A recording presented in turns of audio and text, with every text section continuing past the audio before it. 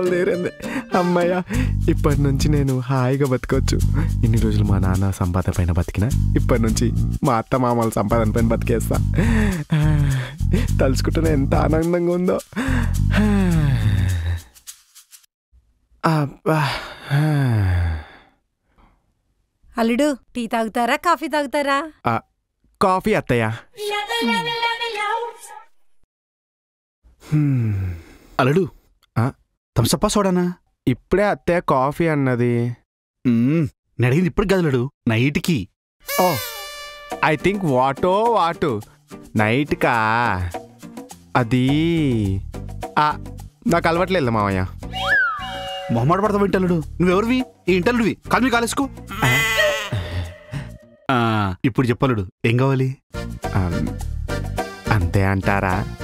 మరి అత్తయ్య అమ్మ బృందా? వాళ్ళ సంగతి నేను చూసుకుంటా అల్లుడు. నీకేం కావాలి అది చెప్పు.